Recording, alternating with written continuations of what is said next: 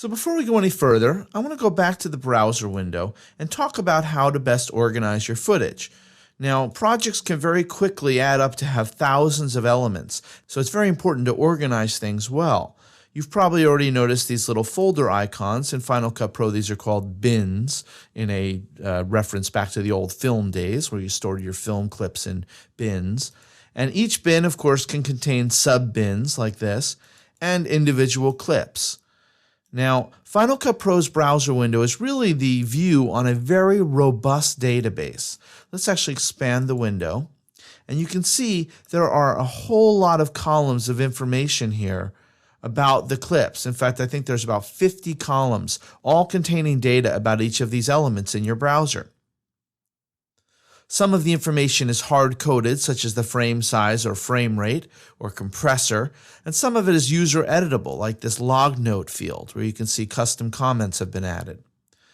You can rearrange these columns by simply dragging on the headers and resize them by dragging on the borders between the columns.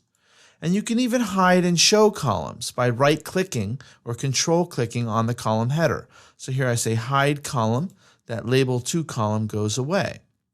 And of course you notice when I do that, all those other columns here that you can add to your view. So this becomes a very customizable view. Let's show one in particular, the thumbnail column. This is a really fun one because this enables you to look at a little preview of your clips right there in the browser column. Very helpful. You can even customize this thumbnail. By clicking on it, you can scroll through the clips.